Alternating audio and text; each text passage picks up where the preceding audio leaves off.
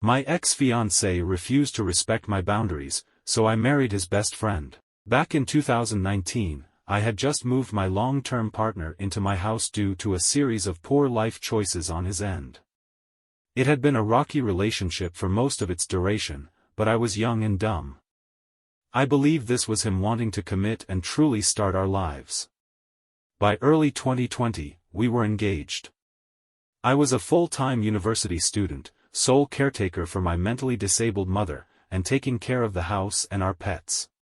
He worked a standard 40-hour-a-week, minimum wage job and refused to help with any aspect of life. I found out on Christmas Day 2020 he had been unfaithful and had forgotten to tell me. He was planning on leaving me but had informed everyone except for me because he was failing to secure a new residence. Apparently his fuck buddy didn't like him enough to let him move in. At this point it was very little love lost and I expected he would be moving out within the coming weeks. Fast forward 3 entire months and his search for a living place was non-existent and he was acting more and more entitled. Clearly by this point, he is an unwelcomed freeloader who has taken up residence in my living room. I was about to secure an eviction notice to get him off my couch. He began swiping Tinder with his phone volume loudly on. I told him to not do that in my presence as it was highly insensitive to do in my home and he could do it in private.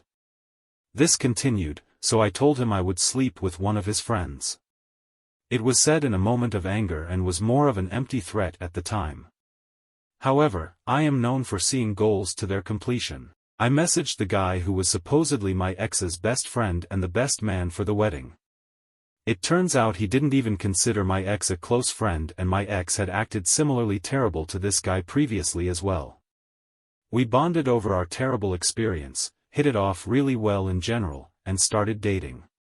I was upfront about what the catalyst for me to reach out to him was. After 2 years of dating we were married April 2nd.